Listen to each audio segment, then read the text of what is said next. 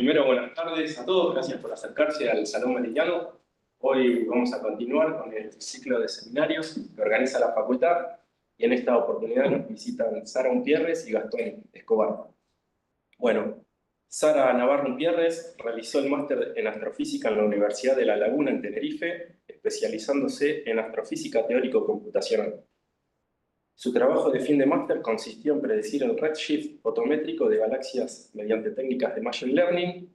Posteriormente trabajó en el Gran Telescopio Canarias, donde se formó como astrónoma de soporte y adquirió experiencia en la reducción de datos de todos sus instrumentos.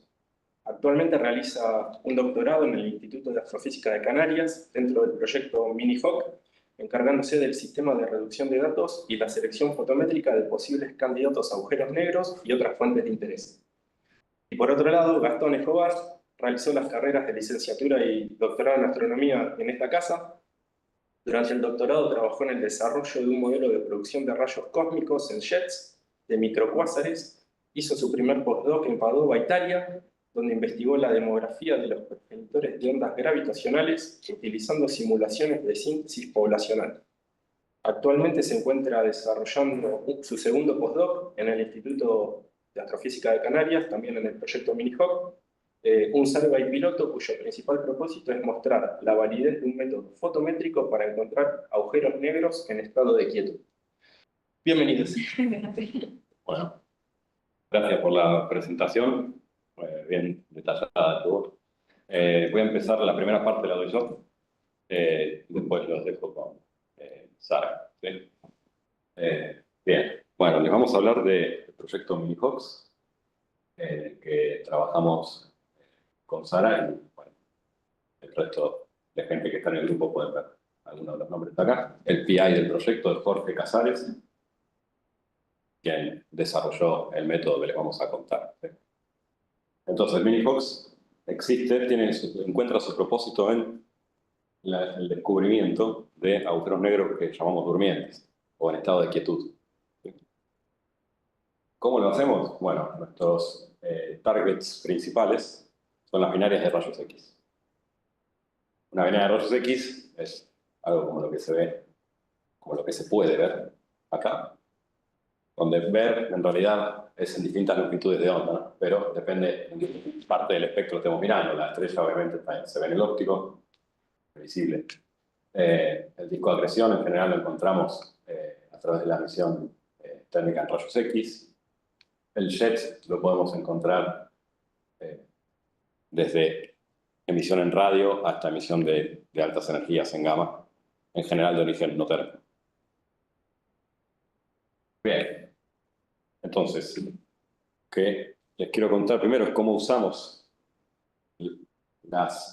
los estadios por los que pasa una binaria de rayos X para descubrirlas primero, cuál es el problema con eso y cómo pretendemos acelerar el ritmo de descubrimiento de agujeros negros a partir de esas, digamos, dificultades. Entonces, en primer lugar, esto es un diagrama tipo Q. Es un diagrama característico que sigue cíclicamente, a lo largo de su evolución, una binaria de rayos X. ¿Sí? En el eje X tenemos el hardness, o la dureza del espectro en rayos X, y en el eje Y tenemos la intensidad de la luminosidad en X. ¿Sí? La luminosidad, en realidad. Entonces, lo que tenemos es del lado de la derecha un espectro más duro, es decir, que la emisión está predominantemente dominada por la parte de los rayos X duros del espectro. Y bueno, en la parte de la izquierda, un espectro en rayos X más blando en el que la emisión está dominada por la parte de los rayos X blandos. Entonces, una binaria de rayos X podemos imaginarla como que si partimos de este punto que se dice ahí no llega a ver esta forma, pero si partimos de este punto, lo que llamamos el comienzo de un outburst es cuando la tasa de acreción empieza a crecer, con ello la luminosidad en X, y llegamos a un punto de alta luminosidad que es, en general, el que nos permite detectar la binaria. En general lo que pasa es que la emisión X en este momento supera un valor que con la sensibilidad de los instrumentos actuales en X nos permite detectar. Cuando no sucede eso, en general esos agujeros negros están ocultos a la vista de los rayos X. ¿Está bien? Si bien siguen acretando material, esa emisión X no es suficiente para detectar. Bueno, después la binaria transiciona hacia la parte soft y en el medio pasa de presentar jets continuos a eyecciones discretas de materia. En esta parte se encienden unos vientos que salen del disco y se cree que eso mismo está correlacionado con lo que sería como el apagado de la acreción, ¿no? Y lentamente, en una escala de meses, completamos así. Y entonces, bueno, eso es lo que usamos en general para detectar los binarios de rayos X. Perdón.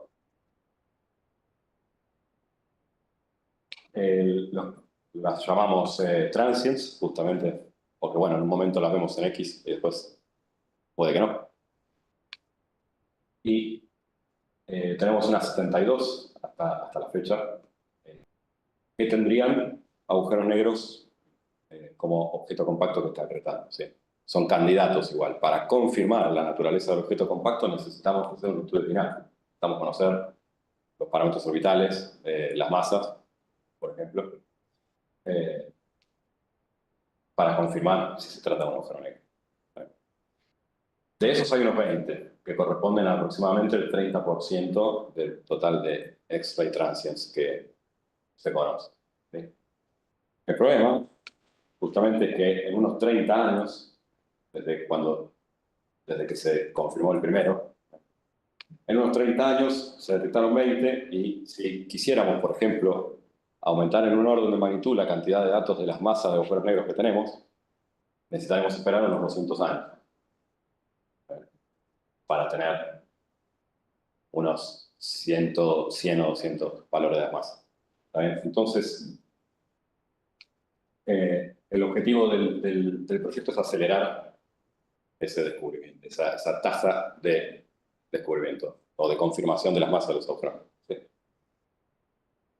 ¿Con qué propósito? Porque, bueno, esos datos nos van a servir para analizar preguntas abiertas sobre las masas de los agujeros negros en sí mismos, o sea, sobre cómo es el espectro de masas, sobre si existe el famoso gap de masas que predicen la teoría de evolución estelar, o cosas del estilo. Para eso necesitamos más datos, y por eso el propósito es acelerar esa tasa de confirmación de agujeros negros.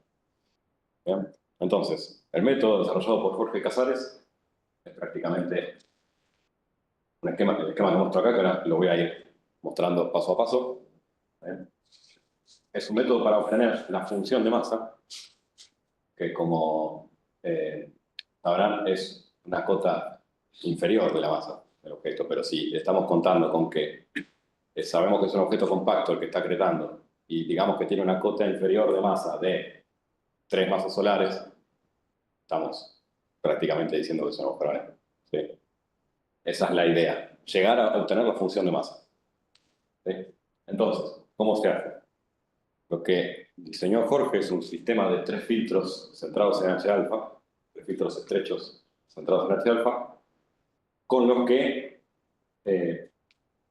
bueno, a partir de las magnitudes en cada filtro, esta es una línea de emisión típica H alfa de un disco de acreción, por ejemplo, ¿no? Con las magnitudes en cada filtro se pueden recuperar el ancho equivalente y el ancho a mitad de altura de la línea. Una vez que tenemos eso, podemos encontrar la proyección de la velocidad de la compañera a través de una correlación con el ancho a mitad de altura de la línea de H alfa, también desarrollada. Esta correlación también fue obtenida por Jorge Casares. Y finalmente, si tenemos información del periodo orbital, lo que vamos a poder recuperar es lo que llamamos la función de masa fotométrica. ¿Sí? Noten que el método es puramente fotométrico. Entonces, si al obtener la función de masa, tenemos valores de al menos 3 masas solares. Eso nos permite decir que es un candidato fuerte a un agujero negro. A modo de ejemplo, si ponemos las masas de los agujeros negros que están medidas, las 20 esas que les decía que están confirmadas, fíjense que ya con 2, esta es la función de masa fotométrica, ya con un valor, con una cota inferior de 2, estamos es bastante acertado suponerlo. Pero siempre una propuesta. Bueno, después con Sara van a ver más detalles de cómo completamos estas partes. Entonces, a raíz de eso surge el proyecto HOX, ¿sí? Que es un survey fotométrico que explota la idea de que el ancho, mitad de altura de las líneas de H-alfa en los discos de acreción de agujeros negros serían muy anchas, porque eso es prácticamente una manifestación de que el campo gravitatorio es intenso. Entonces, la idea del survey es mapear 3.000 grados cuadrados cerca del plano galáctico y con eso obtener unos 150, es una estimación que se basa en algunas predicciones de síntesis poblacional, pero serían del orden de 100, si quieren, 150 agujeros negros, lo que esperaríamos encontrar. ¿Está bien? Que es un valor que al ritmo actual deberíamos esperar unos 200 años para. Bien. Y esto ocurriría en solo algunos años. Para eso lo que estamos haciendo ahora es Minifox, que es para probar el método, para probar que funciona. Minifox tiene capa a observar un campo de 50 grados cuadrados y, bueno, los filtros, utilizan los filtros que les comentaba, son 3 filtros estrechos en H-alfa. Los 3 están centrados en H-alfa y tienen anchos de 35, 150 y 350 angstrom.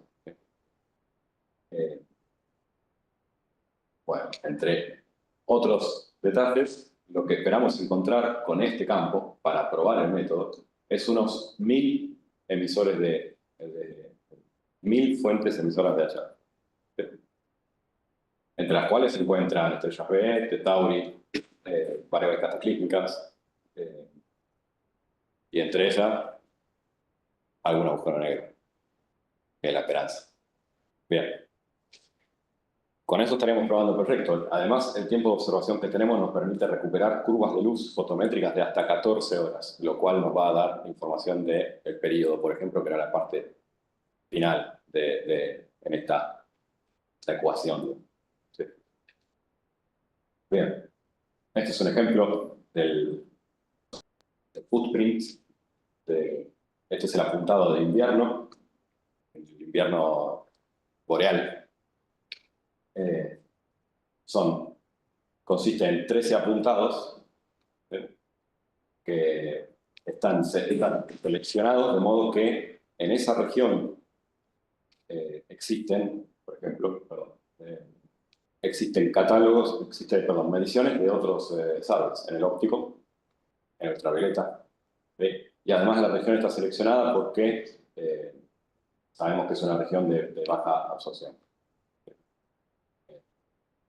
Entonces, bueno, esto está en funcionamiento ya ocurrieron 2 apuntados.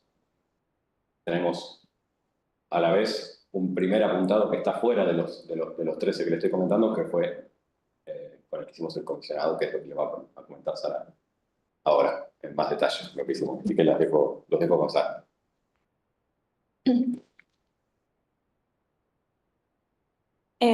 Vale, Gastón ha puesto un poco en contexto el proyecto. Yo voy a mostrar los resultados y cómo fue el comisionado de los filtros.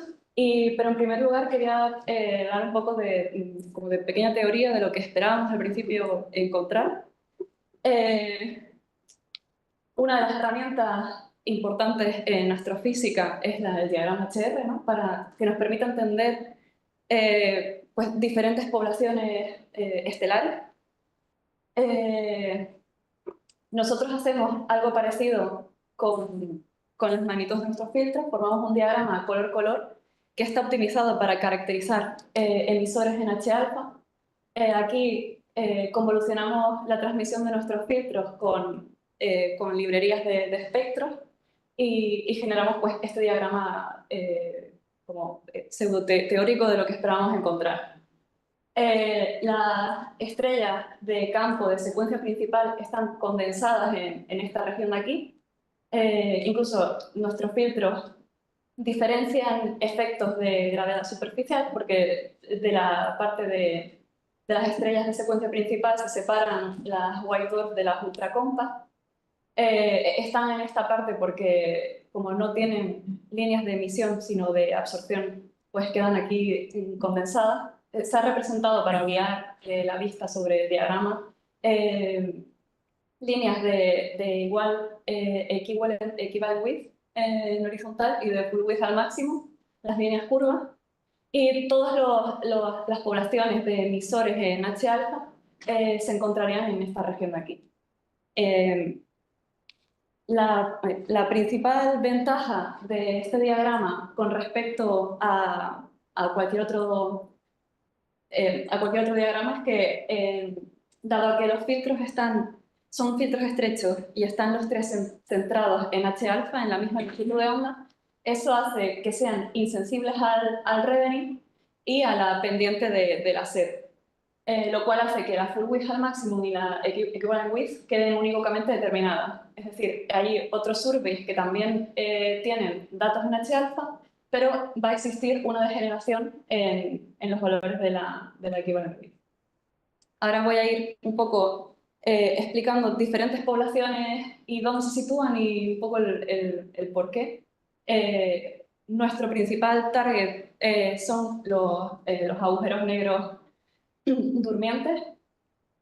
Aquí se han representado 19 de ellos y se señala en azul la línea de full width al máximo de 2200 km por segundo porque es la que vamos a usar de referencia para filtrar lo que sean candidatos a agujeros negros que estarán en esta parte de mayores full width al máximo, porque como comentó Gastón, una anchura grande es indicador de un gran potencial gravitacional, así que esperamos que se encuentren en esta región.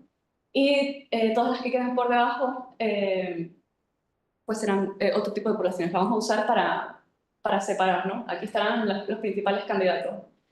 En este plot parece que la mayoría se encuentran en la región inferior de 2200 km por segundo, pero es que debido a que es los sistemas binarios de alta inclinación, que serán los que den unas anchuras mayores,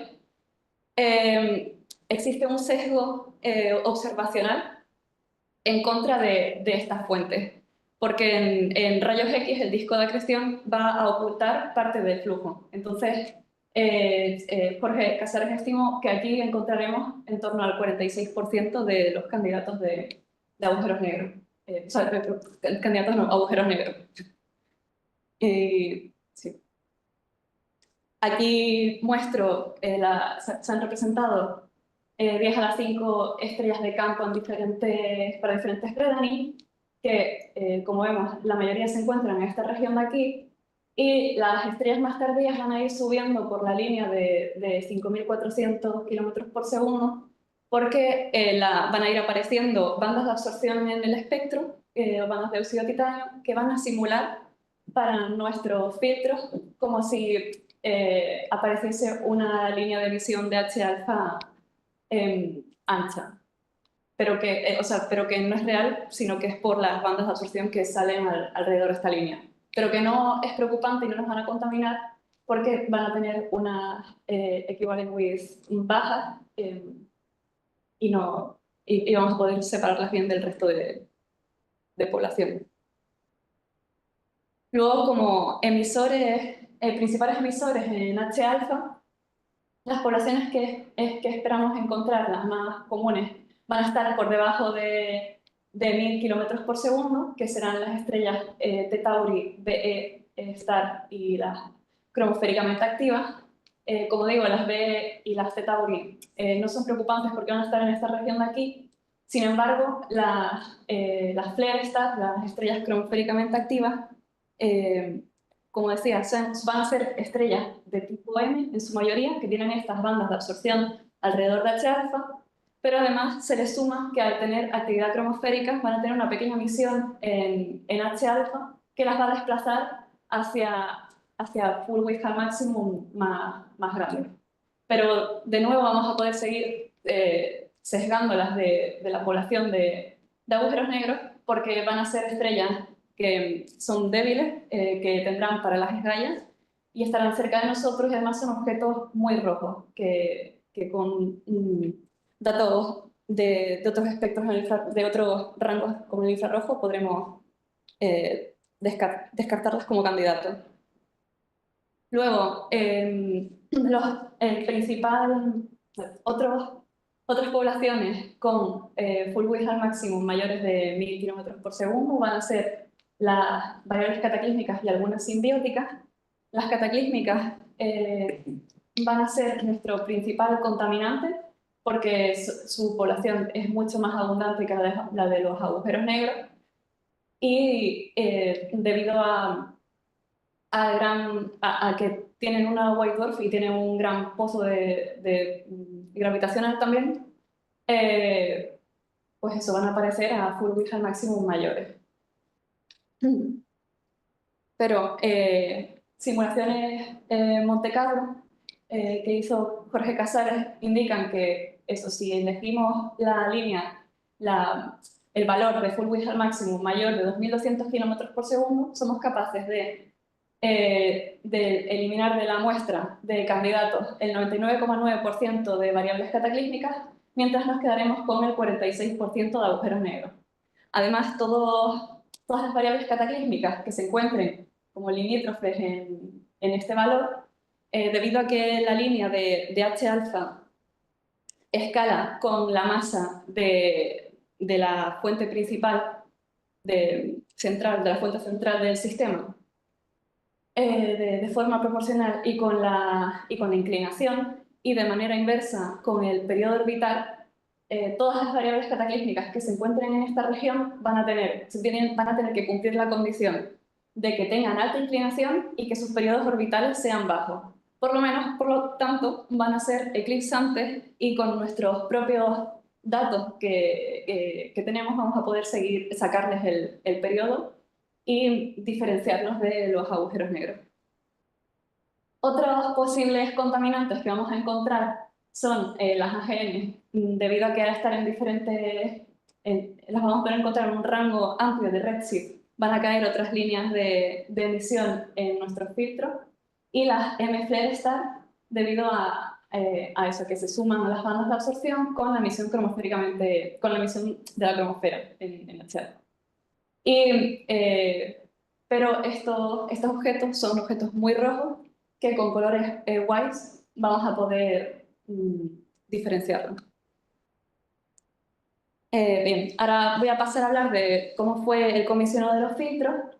Hicimos observaciones en Javalandre de un campo que contenía parte del plano galáctico y el Globular Cluster M71. El comisionado tenía como objetivo testear cómo era la estrategia de observación y un caso extremo de alto crowding, de alta población, de densidad de población, para testear en estas condiciones extremas si podíamos hacer un análisis fotométrico, una reducción óptima. Se seleccionó este campo porque el 71 está relativamente cerca de nosotros, se superpone con observaciones en ultravioleta, rayos X y catálogos de variabilidad como es NITES y RADS. Y además catálogos de interés como IFAS y UX, que IFAS tiene datos también en H-alfa. Y en este campo hay dos variables cataclísmicas conocidas que nos van a permitir testear el método. La estrategia de observación consistió en 7 horas de integración para conseguir una señal ruido 50 a magnitud R20 y consistió en 40 ciclos de exposición cortos de nuestros filtros estrechos. y además 10 exposiciones de los filtros GRI por motivos de calibración de las magnitudes. Y bueno, esto es una imagen real de los resultados que obtuvimos del campo, en el filtro más estrecho, y es para mostrar que aunque sea un globular cluster, no es uno de los más densamente poblados, y podemos hacer una fotometría PCR, que es la que hacemos, en el centro de manera óptima. Bien, ahora voy a ir explicando por bines de magnitud instrumentales del filtro más ancho cuáles han sido los resultados que hemos obtenido.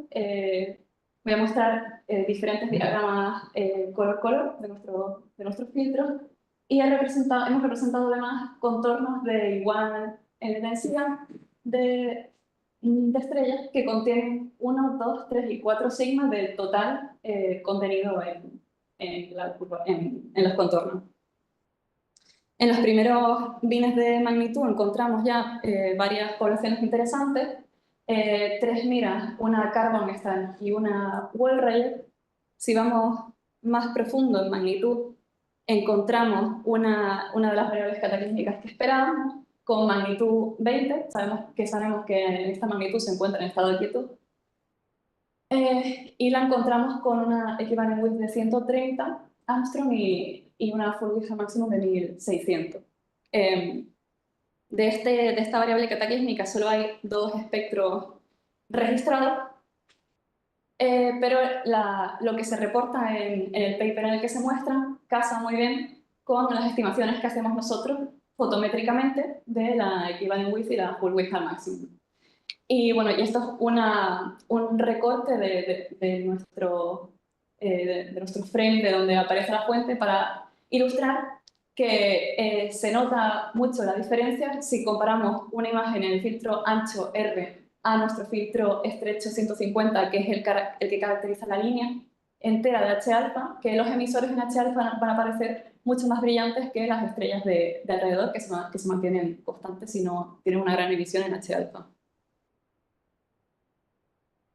Si vamos más profundo, encontramos la otra variable cataclísmica que esperábamos en la región de variables cataclísmicas, que la encontramos también en estado de quietud con una equivalencia menor, pero igual con una full width al máximo bastante ancha. De esta no hay espectro registrado. Y esta simplemente para mostrar que aunque estamos aquí al nivel de señal, o sea, al nivel del ruido, o sea, si estamos aquí en el límite de señal ruido, podemos encontrar posibles candidatos que se separan de la nube de puntos. Esta diapositiva es un poco para ilustrar que de 800.000 estrellas que había en el campo, este método es muy eficiente para separar poblaciones interesantes emisoras en H-alfa, porque encontramos 3 miras, una Carbon Star, una Wall-Rayet, 2 variables cataclísmicas y 13 fuentes que no están registradas, que no se sabe qué son, no hay datos sobre ellas. Y eso, de 800.000 tenemos 20 fuentes interesantes que no solo van a servir para estudios de agujeros negros o variables cataclísmicas, sino que diferentes grupos de investigación se van a poder beneficiar de diferentes poblaciones que encontremos. Y ahora, para entender por qué esas fuentes aparecían en esas regiones de nuestro diagrama, hicimos observaciones espectroscópicas con GTC y NOP, que para poner un poco de contexto muestro que son 2 telescopios que se encuentran en Canarias, en la isla de La Palma, en el observatorio del Roque de los Muchachos. El GTC es un telescopio de 10,4 metros. Empleamos el espectrógrafo Osiris, que se encontraba en el foco Cassegrain, y este lo usamos para las fuentes más débiles, Y para las más brillantes usamos un telescopio un poco más chiquito, de 2,56 metros, y el instrumento ALFO, que también es un espectro ALFO de baja media resolución. Y bien, aquí vemos que las dos variables cataclísmicas muestran la típica emisión en H-alfa de doble pico que viene del disco de acreción. La Wolf-Rayet, que son unas estrellas evolucionadas que no tienen hidrógeno, muestran una pequeña emisión en H-alfa, y es debido a que aquí pues se están colando líneas de helio y de carbono 4.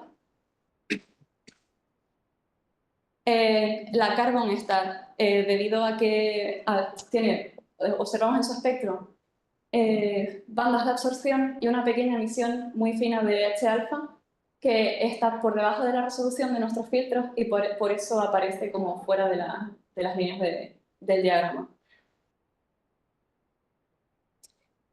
Uno de los resultados que no esperábamos encontrar fue que hubiesen estrellas miras variables, que aquí se ven grandes bandas de absorción alrededor de H-alfa que simulan una full Width al maximum ancha, y no se ve una emisión evidente en H-alfa además, pero es que este tipo de estrellas, dado que son estrellas variables y que pulsan en el radio, sus espectros van a variar muchísimo en función de si se encuentran en su pico de brillo o en un estado bajo.